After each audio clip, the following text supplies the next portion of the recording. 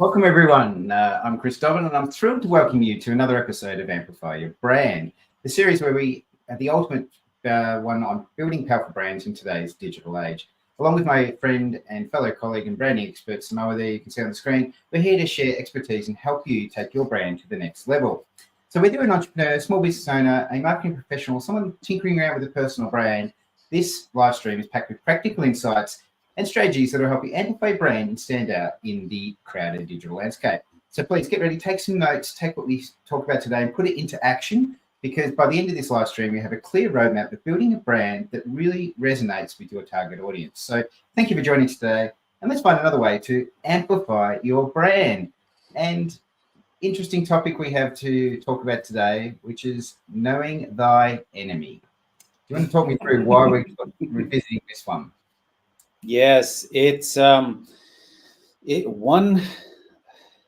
that takes guts. Today's session will cover one of the main reasons why brands actually achieve differentiation, what they do, how they engineer that differentiation, and the dichotomy that separates them from being another Me Too and being a market leader. So let's get into it. Yeah, all right. So knowing thy enemy. Now, obviously, today we're going to touch on a lot of things that talk about our branding program, the P8 branding program. We spent 20 years developing this and upgrading it to the Brandeon identity framework, which encompasses 8 critical sections of the brand, which we call the 8 Ps, and it's an easy to understand implement program. So every business owner can amplify their brand. And today's topic, highlighted by young Sim there, it's persona. And it's an interesting one we're going to go into about why this is the case, and we're going to talk that through. So let's talk about why. Yeah, we always start with the why, and you'll have noticed that this is a common denominator to pretty much every conversation and everything that we've done thus far with the brand. Why the brand? Why now? Why today? Why are we talking about differentiation through opposition? Well, very simply, I like to use Sun Tzu's quote on this one. If you know your enemy and yourself, you need not fear the result of 100 battles. If you know yourself, but not the enemy, for every victory gained, you will also suffer a defeat. If you know neither the enemy nor yourself, you will succumb in every battle. I think this is really important to highlight. It's important to know yourself, and that's where you start. But then you need to be able to identify what stands on the other side. Who is going to be facing you? What are you up against? As a brand, you need to know this. As a business owner, you need to lead this narrative and lead your people, lead your audience into the other side of the problems and the challenges they face, into the solution. So let's cruise into this stormy sea today. Yeah. So what's our next slide? Here we go. Holding the flag. So why are we holding a flag? It's a common denominator that in order to be able to establish an opposition, you actually have to be able to stand for something.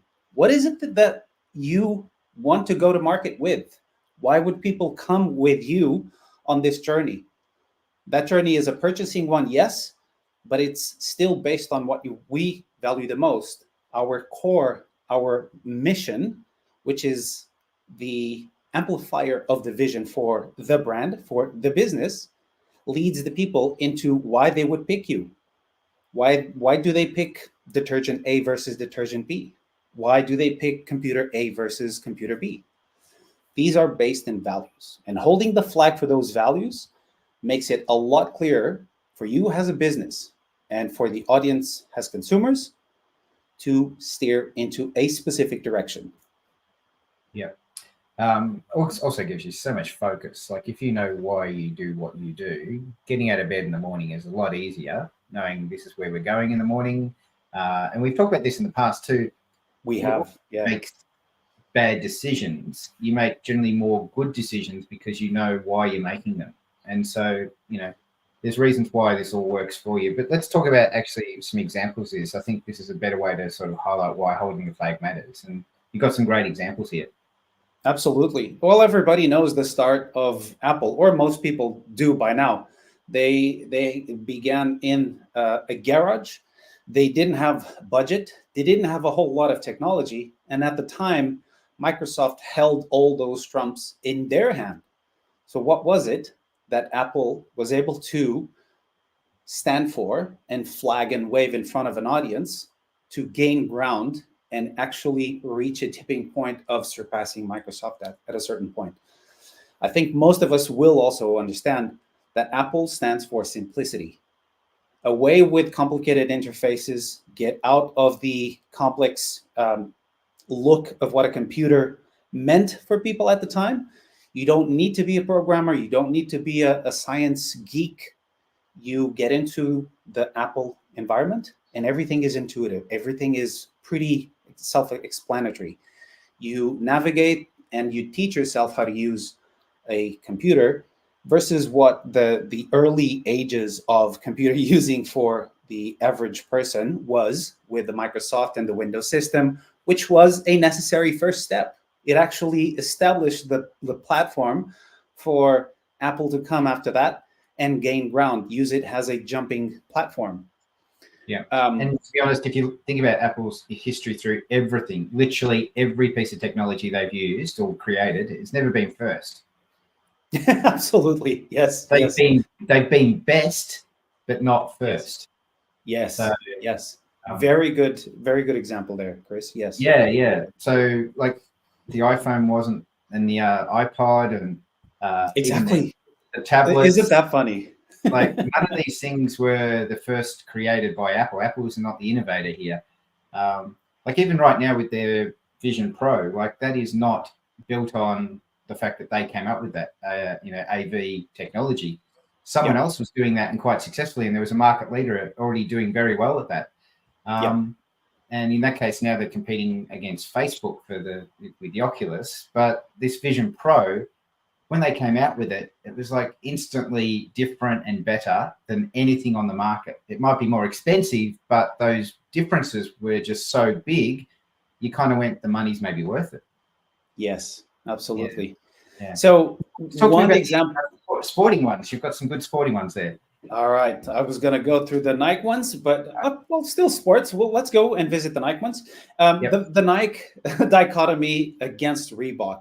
Nike likes to make their customer the champion. They're serious about their attitude and their commitment to the physical activity they engage in. They don't need to be Olympic athletes, but they need to carry the torch of Olympic mindset.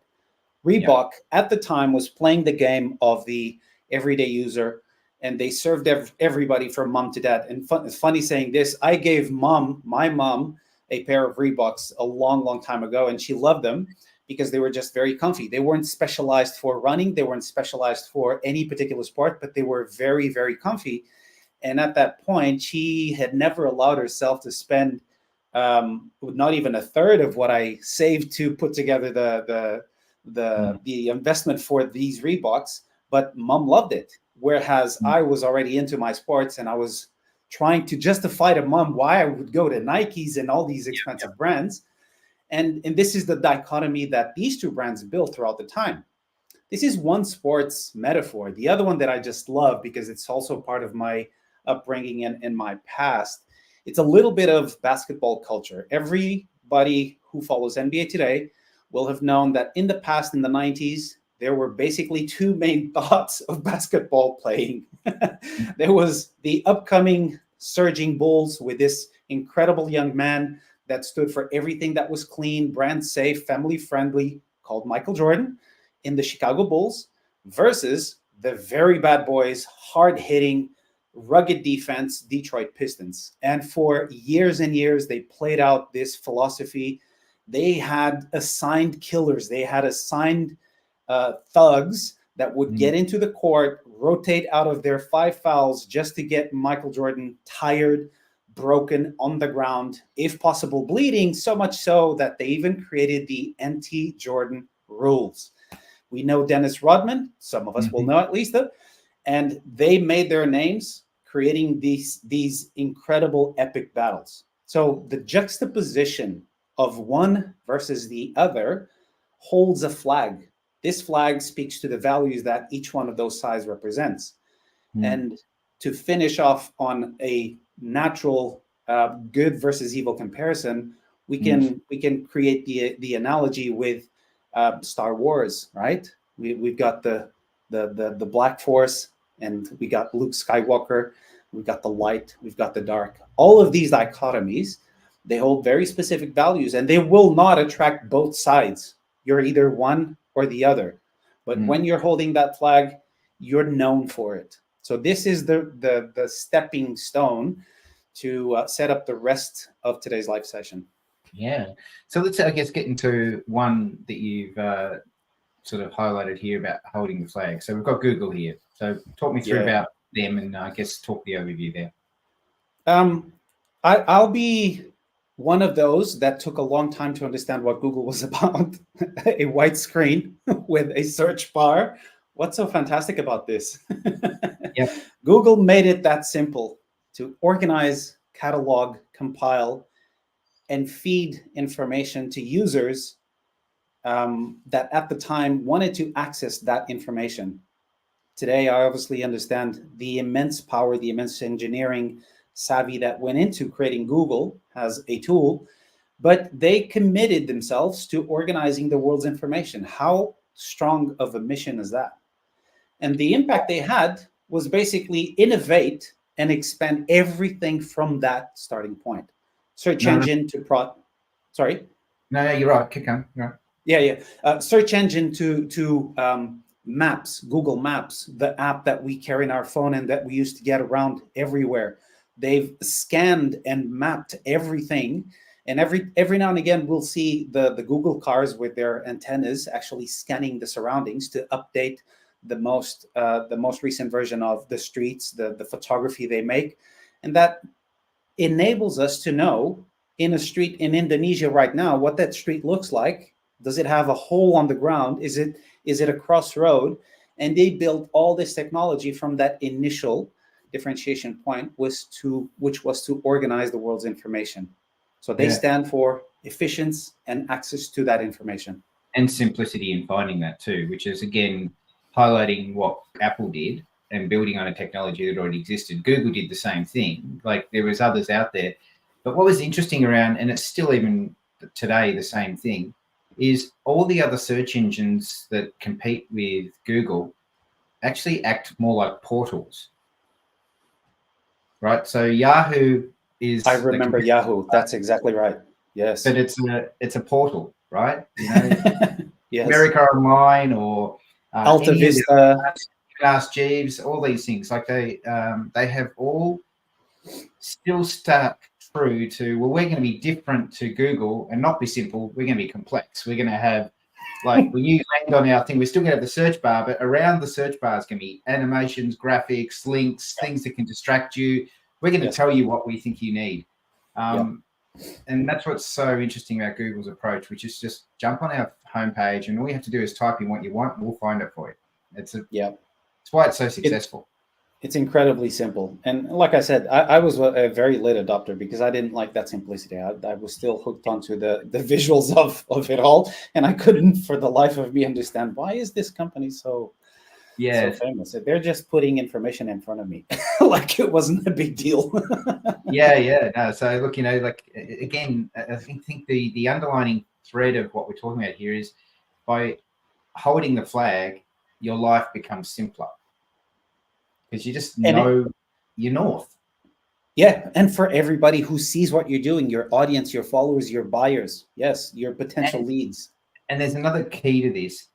You don't have to be loved by everybody. That's exactly right.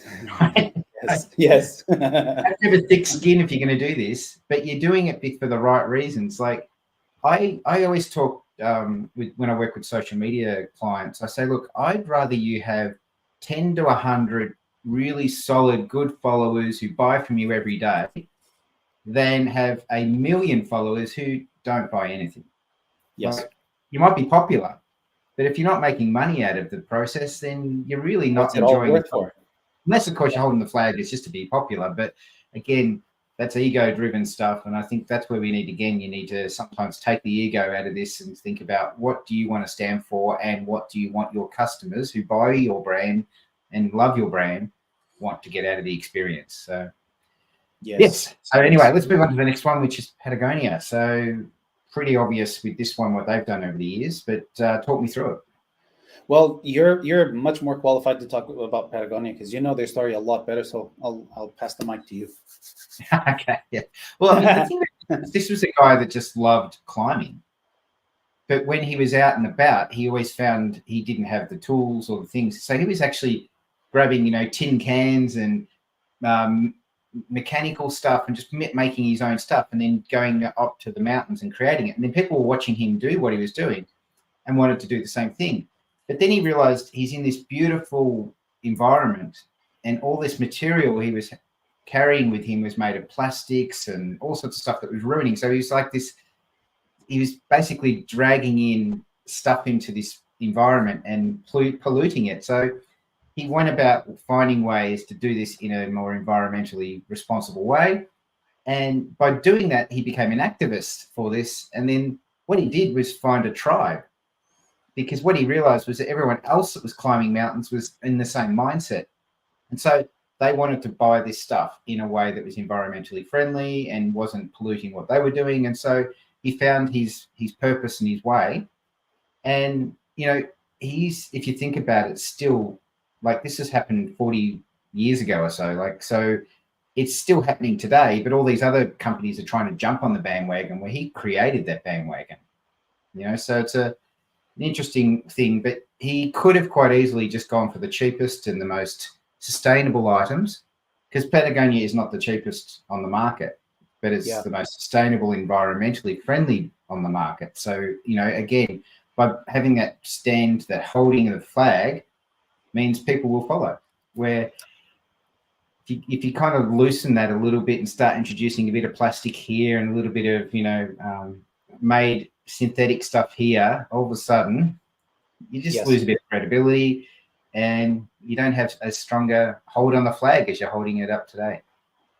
We're going to tap into this in defining the enemy later in the conversation. But what you just mentioned there is very crucial.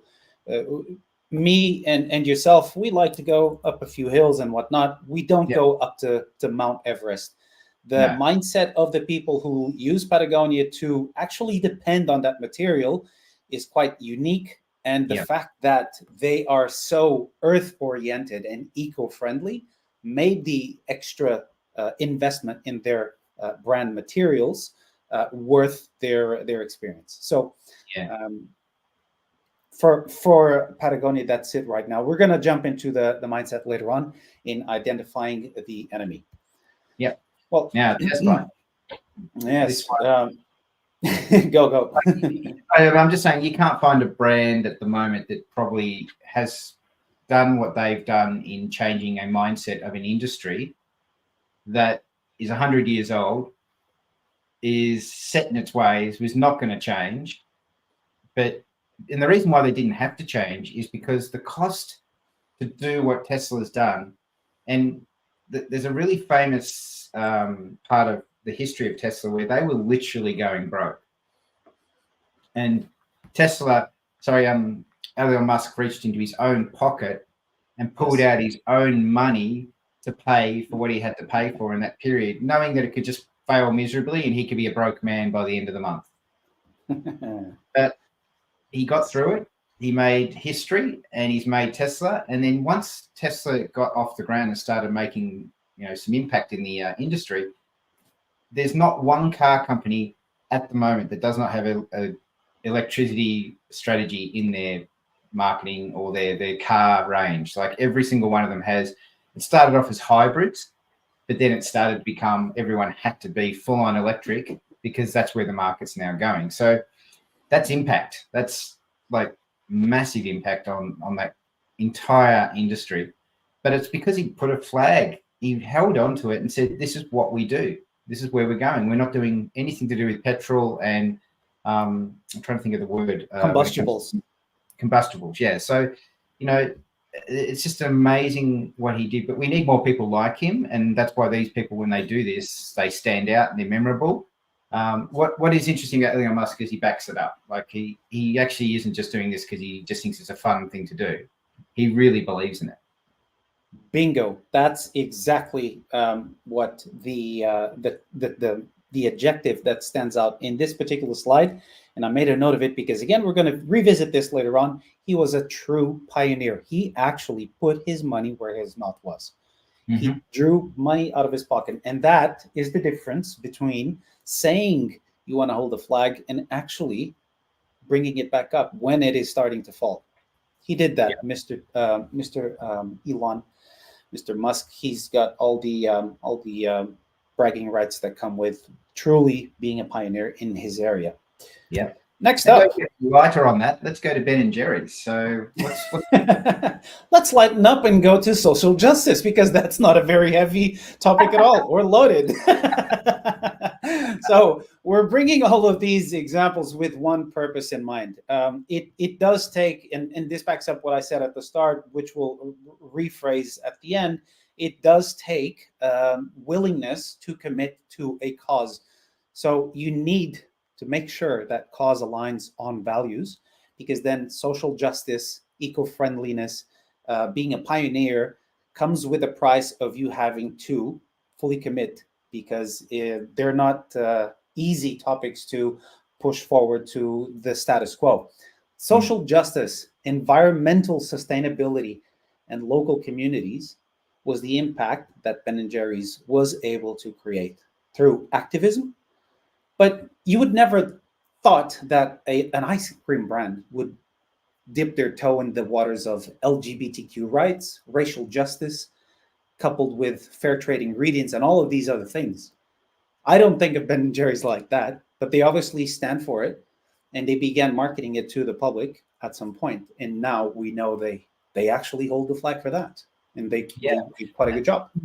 And this exact example we've talked about with some other brands, where I'll just say it, Bud Light was the great example we've talked about in the past, where they didn't hold the flag here, but they saw a trend and went, "Oh, look, it's trendy to be here. Let's tap into that." Yes, that is the difference. Yeah, Now Bud Light really didn't understand their market.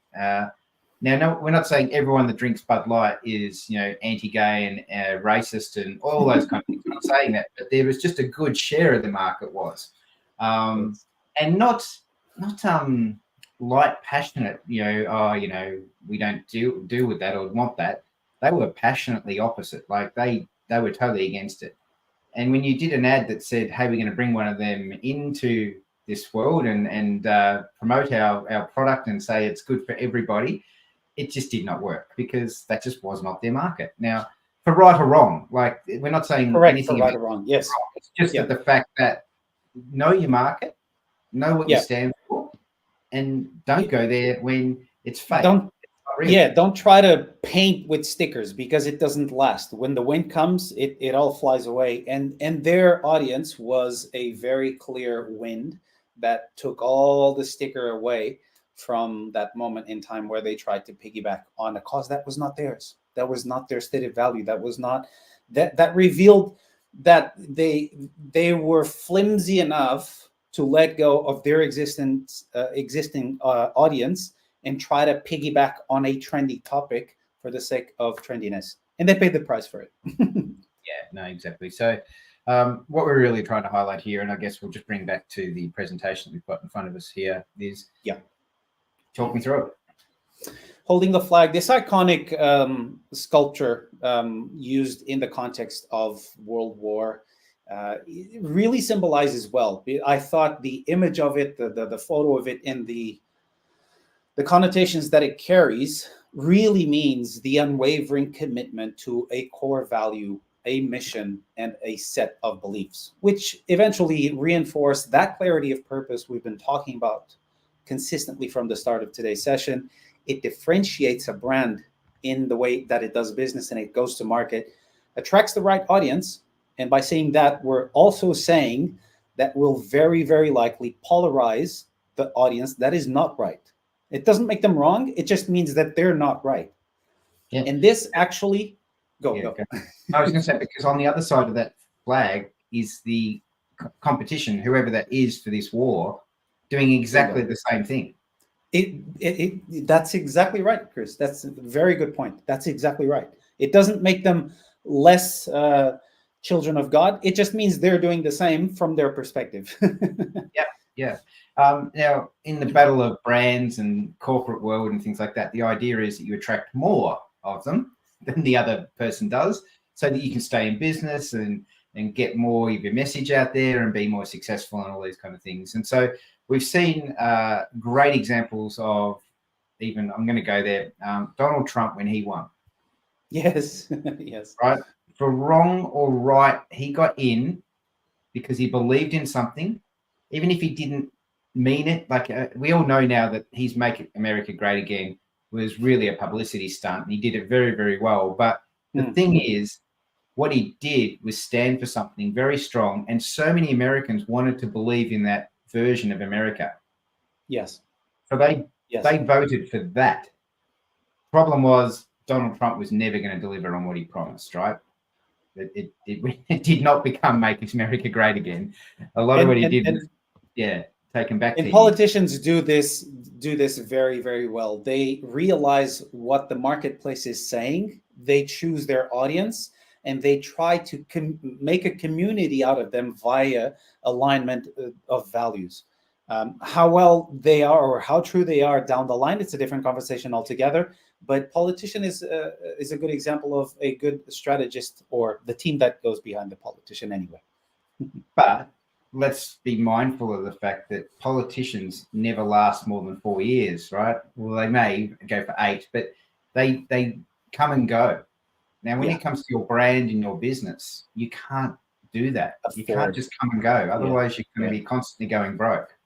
Yes. So yes, it works for a politician, but it really is just like a sugar-coated thing that just sort of just like a deflection, a distraction, or something to, oh, look over here. And by the way, I'm doing evil over here, or I'm doing something you don't like over here. But just look at the good stuff over there. And what happens is the truth comes out, and then they get voted out because nobody likes the fact they got lied to.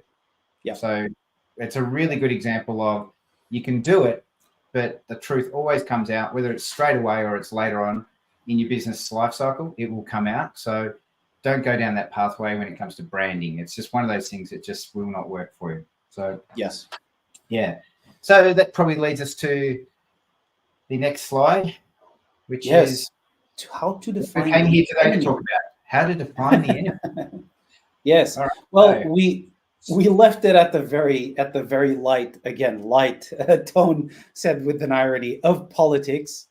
And I love this next slide. Let's move right into it, Chris, because some people will remember that in the 90s there was this big band that achieved worldwide success called Rage Against the Machine. Now, what this band was able to do was very well and sturdily hold a flag against politicians, against government, against established systems, against corporations, and they rallied around a set of common beliefs and were able to speak to the audiences. It started inside their own country, and then it spread to the world. It's a pretty It is. I use this very regularly to get me pumped and get the first sets of my training sessions going. Yeah, so you come there and just go, put on the suntan indifferently by the pool and just relax to it. Now I'm gonna sit. No. I will have my my pre-workout, my pull-on pre-workout. It kicks in, and I get the juices flowing with this sort of tunes. Yeah. And away I go. Now, bringing it back to branding. I left the lyrics there because they did something very well, which we're about to illustrate. Via the message that they built, they rallied their audience by calling out the enemy. They clearly say, yes, I know my enemies. They're the teachers who taught me to fight me. Compromise, conformity, all assimilation, submission, ignorance, hypocrisy, so on and so forth. All of these, or all of which are American dreams. And this is where they stand out because they picked on this propaganda kind of slogan approach that was used by politicians and used it against themselves.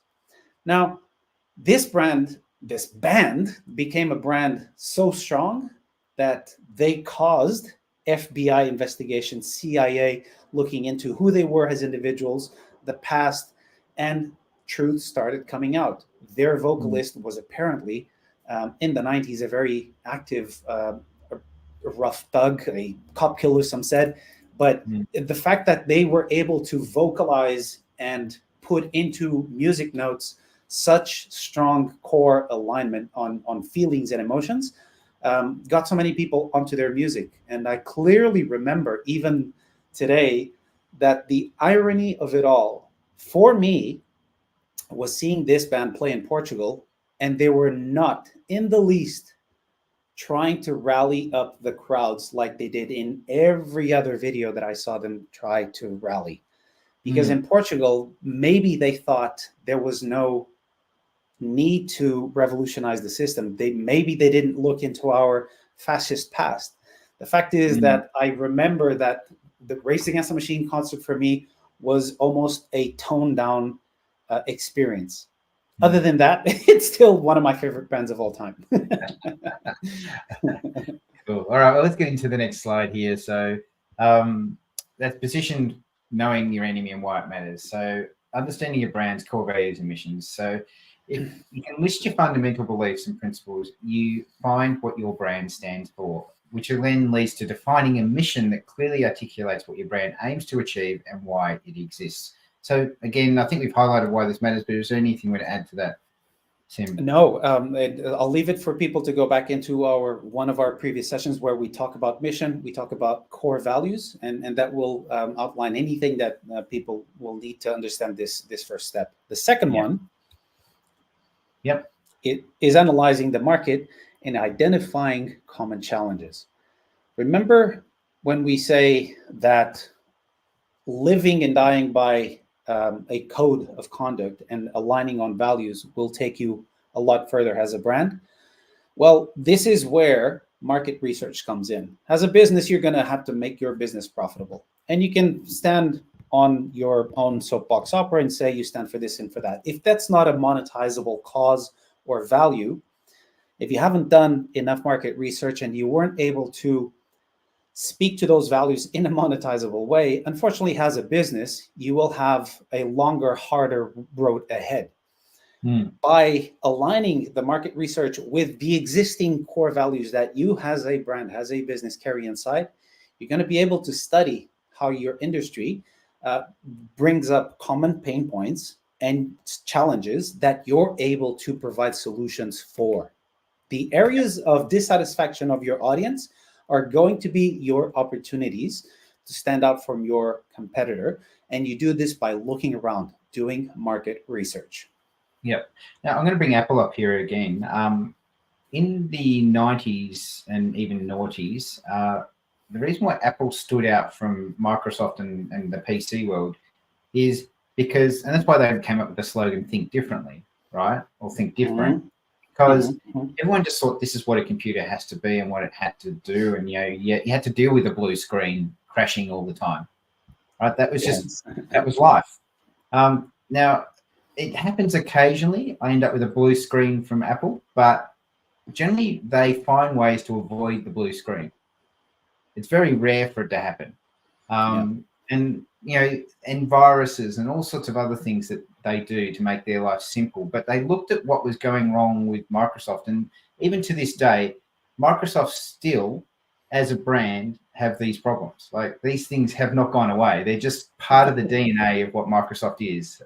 And because they were, I guess, the first early adopter, and they got in and got all these licensing agreements and they made all these things happen, it just got too hard for so many corporates and for people to choose an alternative. Now, these days we have Google Documents, we have Apple's version of Documents. So there is a bigger market for this. And then there's always the obscure alternatives out there that people use, but there is definitely not a monopoly as it used to be. No. And I'm using that to lead into the fact that the reason that exists is because even Microsoft did not want a monopoly, because they know that having a competitor gives them more market share in what they do. It's just, again, following the leader. But I'm bringing up Apple just because they identified very early the things that Microsoft did really badly. Yes. And they marketed those things as we do them really well. And you can see over the years what that has developed as far as brands go. When you mention Microsoft and usability, it doesn't even come into a conversation. When it comes to usability for Apple, it's like a given. People just know, it's easy to use. My 2-year-old can pick up an iPad and start using it. They can't do that with the Microsoft product. It's a perfect example, the blue screen. Very well brought up. Yeah. So anyway, let's move on to the next one. Identify what you stand for. So this is a really important process. I think everyone that is looking to do their branding needs to explore list pain points. Create a list of industry practices, behaviors, and beliefs that contradict your brand values, which I just highlighted an example with what Apple did when they went through that thing. The key to this is then to prioritize the way you choose the most significant and relevant issue that resonates with your brand mission and target audience. I'm working with a client at the moment that he was a copywriter for businesses. And I said to him, is there within businesses a niche that you can go tighter on? And we went tighter on those niches. And lo and behold, within 30 days of us focusing on that niche, he got more business, more leads, more opportunities, things started to happen. And he goes, oh, this is amazing. And he still got businesses and other general riffraff coming in to do work with him, but he got lots and lots of opportunities that he never had before because he focused on a niche. And that's why if you can find what you stand for and then prioritize that and just go, is this significant? Is this something that's going to change people's behavior, their thinking, their way of being? Then you're onto something. And to be honest, if it's really difficult, like if it's something that's really painful, you've got to go, oh, geez, this is sitting on the edge. I'm literally on the edge of a skyscraper here. And if I take one wrong step, I'm going to fall. You're probably on the right track. You really are. It's probably something you should consider. Absolutely. Very, very well stated right there. Because, how do I say this? Nobody follows a movie because it's safe, right? No one loves just watching the guy walk along casually down the road. You want to see that road start to, blow up, tremble, crack tremble. up. Yeah. Oh, an alien will appear from the sky, or at the very least, he will slip on a banana and hit his head. That then causes his brain to create this imagined fictitious world where he goes into, and then the story begins. So this is what we unfortunately can't get this out, Sim, but I know where you're going. Okay. Okay. I just got up from the banana peel. Exactly. I was just with France there. But what we're trying to highlight here is that none of the brands that we've highlighted today got where they got today because they were safe. They pushed the envelope. They went out on a limb and said, this is our thing. And we're not going to waver from it. We're going to go real hard. And you're going to follow us because we believe this is the thing that we need to do. And I can't go stronger than what we talked about earlier with Elon Musk. He literally was going to go broke. Yes, I was going to bring that up. None of the directors on the board put any of their money in. Only one guy did, and he's the guy that we all remember. We don't remember anyone else on that board but Elon Musk. Pioneer. True definition of pioneer. Exactly. So now, we've done all these things. Yes. We've been the pioneer. We've gone and defined what we stand for. We've picked up a flag, and now it's time to define the enemy. Yeah. Articulate very clearly what it is that sits on the opposite side of what you stand for. You stand over here. What is the opposite of that color? Who is the person that is not doing what you do? Who is the business that faults on those very things that you provide solutions for? Articulate that very clearly. And this comes back to something we've touched on lightly, but the word core values, we probably haven't used that wording throughout this whole thing, but it is what we're trying to highlight here is ensure that the enemy is directly related to your benefits, core and values and your missions, but in the polar opposite in some way. Like, so that if they're, I don't know, they're all for love and war. For love, you're for war. If they're for sustainability, you're for all synthetics. You know, like hopefully it's the other way around in that scenario, that they're all synthetics and you go for the environmental stuff. But you've just got to find that polar opposite, the black and the white. You've got to find the light, the shade, good, evil, all these sort of things. Yeah. Yes. I was just going to use the last metaphor that I've got in the pipeline here. The Superman versus Lex Luthor. Superman standing for liberty and freedom. Lex Luthor standing for control and domination. So I think you got the picture by now that whatever it is that you stand, there is going to be an opposite to that. So tap into that opposite and define your enemy. And now that you know who they are, what they are, and all that kind of stuff, this next slide is really important.